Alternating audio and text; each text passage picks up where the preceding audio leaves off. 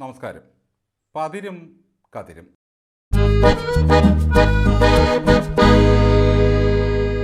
ചില കെട്ടുരുപ്പടികൾ കൊണ്ടുപോകുമ്പോൾ താഴ്ന്നു കിടക്കുന്ന വൈദ്യുത കമ്പിയിൽ തട്ടാതിരിക്കാൻ രണ്ടുപേർ മുകളിൽ കയറി തോട്ടിക്കൊണ്ട് പോക്കിക്കൊടുക്കും.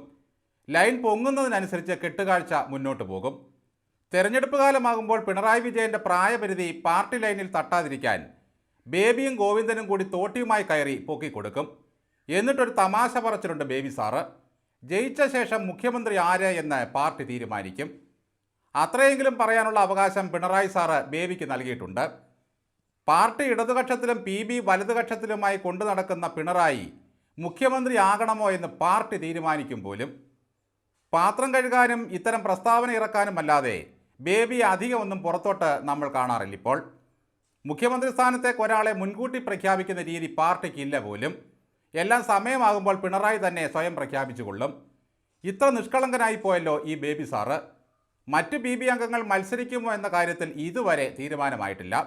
കാരണം തേങ്ങാമൂത്ത് കരിക്കാകുന്ന പ്രതിഭാസമാണല്ലോ പിണറായി വിജയൻ. ഈ കേരളത്തിൽ എവിടെയെങ്കിലും ഒരു സ്ഥാനാർത്ഥിയെ സ്വന്തം താല്പര്യപ്രകാരം നിർത്താൻ ഒരല്പമെങ്കിലും കഴകത്ത് ഈ ബേബി സാറിനുണ്ടോ? പിണറായി മത്സരിക്കുന്ന കാര്യം ചർച്ചയ്ക്കെടുത്തപ്പോൾ PBയിൽ എതിരഭിപ്രായം ഒന്നും ഉണ്ടായിട്ടില്ലത്രേ. എതിരഭിപ്രായം പറഞ്ഞാൽ അടുത്ത PB ഇരുട്ടത്ത് മെഴുകുതിരി വെളിച്ചത്തിൽ കൂടേണ്ടി വരും. ദില്ലിയിൽ കറണ്ട് ചാർജ് അടയ്ക്കാനുള്ള കാശ് പോലും തരില്ല. എന്തോന്നാ സത്യത്തിൽ ഈ PB? ശരിയായ അർത്ഥം പിണറായി ബ്യൂറോ എന്നല്ലേ? കേന്ദ്ര കമ്മിറ്റി ഓഫീസ് അടയ്ക്കാനും തുറക്കാനും ഒരാൾ വേണം. അതിനാണ് ഈ ബേബി സാറ്. പണ്ട് SRP അവിടെ ഉള്ളപ്പോൾ കൃത്യമായി ആ പണി നിർവഹിച്ചുകൊണ്ടിരുന്നതാണ്. PB കൂടണമെങ്കിൽ കാരാട്ട് ദമ്പതികളെ വീട്ടിൽ പോയി വിളിക്കണം. അവർ രണ്ടുപേരും പിന്നെ രാമേന്ദ്രൻ പിള്ളയും കൂടി ഇരിക്കുമ്പോൾ അക്കാലത്ത് അവൈലബിൾ PB ആകുമായിരുന്നു. അന്ന് VS കേരളത്തിൽ നിന്നും മാസം 2 തവണ PBക്ക് പരാതി കത്തുകൾ അയക്കും. ആ കത്തുകൾ നേരെ പിണറായിയുടെ കയ്യിൽ എത്തിച്ചു കൊടുക്കുന്നത് S രാമേന്ദ്രൻ പിള്ളയുടെ പരിപാടിയായിരുന്നു.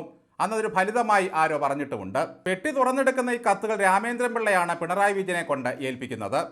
ഇന്നിപ്പോൾ പുറം ലോകത്തു നിന്നും PBയിലേക്ക് ഒരാളുടെയും ആവശ്യമില്ല. പുറത്തു നിന്നും ആരും വരാനുമില്ല. മജിസ്ട്രേറ്റ് ഇരിക്കുന്നിടം കോടതിയാണെന്ന് പറയും പോലെ പിണറായി വിജയൻ എവിടെ ഇരിക്കുന്നോ അത് PB ആകും. പിണറായി കേരളത്തിൽ വരുമ്പോൾ അത് സർക്കാരാകും. AKG സെൻറ്ററിൽ പിണറായി കാലെടുത്ത് കുത്തുന്ന നിമിഷം അവിടുത്തെ സെക്രട്ടറി നിഷ്പ്രഭനാകും. മട്ടന്നൂരിൽ ശൈലജ വേണോ, തളിപ്പറമ്പിൽ ഗോവിന്ദഭഗ്നി PK ശ്യാമള വേണോ, മരുമകന് വേണ്ടി ഷംസീറിനെ വീട്ടിലിരുത്തണോ, ഇതെല്ലാം പിണറായി തീരുമാനിക്കും. ചിലയിടത്ത് ഒരേ സഖാവ് തന്നെ വേണ്ടി വരുമെന്നാണ് ബേബി പറയുന്നത്. അത് കഴിവുകേടൊന്നുമല്ല, വിജയസാധ്യതയുടെ പ്രശ്നമാണ്. ഈ പാർട്ടിക്ക് വേണ്ടി കാലത്ത് മുതൽ ഒറ്റയ്ക്കിരുന്ന് തള്ളുന്ന ശൈലജയുടെ കാര്യമാണ് മഹാകഷ്ടം. കേരളത്തിലെ നിസ്സഹായരായ സ്ത്രീകൾക്ക് പിറക്കാതെ പോയ മകനാണ് പിണറായി വിജയൻ എന്ന് പറഞ്ഞ പുള്ളിയാണ് ശൈലജ. ആ ഉണ്ണി തന്നെ തനിക്കിട്ട് പണി തരുമെന്ന് പാവൻ ശൈലജ ഓർത്തില്ല. മട്ടന്നൂരിൽ 60,000 വോട്ടിൻ്റെ ഭൂരിപക്ഷമായിരുന്നു ശൈലജയ്ക്ക്. അത് ശൈലജയുടെ ജനപ്രീതിയാണെന്ന് ആരെങ്കിലും ധരിക്കുന്നുണ്ടെങ്കിൽ അതിനെ വെട്ടാനാണ് ഇത്തവണ ടീച്ചറെ ഒഴിവാക്കുന്നത്. അവിടെ ആര് നിന്നാലും ജയിക്കുമെന്നാണ് പാർട്ടിയുടെ കണ്ടെത്തൽ. എന്തായാലും PK ശ്യാമളയെ നമുക്ക് മുഖ്യധാരയിലേക്ക് കൊണ്ടുവരിക തന്നെ വേണം. ആന്തൂർ നഗരസഭയിൽ ഇരുന്നപ്പോൾ തന്നെ ഒരു പാവം സാജനെ കൊണ്ടുപോകാൻ സഖാവ് കാലനെ കൈകൊട്ടി വിളിച്ചു വരുത്തിയ ആളാണ് PK ശ്യാമള. കാലൻ്റെ മറ്റൊരു ചങ്ങാതിയായ PP ദിവ്യയെ ജയിലിൽ നിന്നും ഇറക്കാൻ PK ശ്യാമള എത്ര നേരമാണ് കാത്തുകെട്ടിക്കിടന്നത്. MLA ആയാൽ നേരിട്ടങ്ങ് കയറി ചെല്ലും.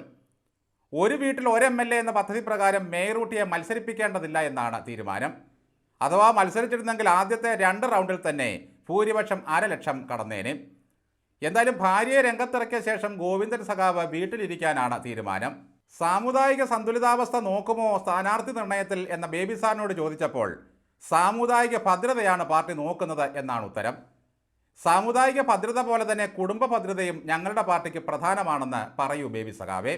മത്തിയുടുമ്പോൾ പൂച്ച അടുക്കളപ്പടിയിൽ എന്ന് പറയും പോലെ ബേബി വെറുതെ ഇവിടെയൊക്കെ മണത്ത് നടക്കുകയാണ്.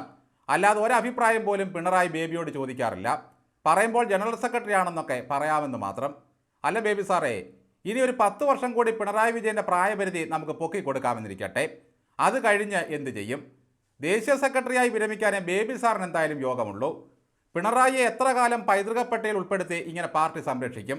എല്ലാത്തിനും ഒരു സഖാവ് തന്നെ ഉള്ളൂ എങ്കിൽ നാളെ കാലത്ത് ഈ പാർട്ടി വഴിയാധാരമാകില്ലേ?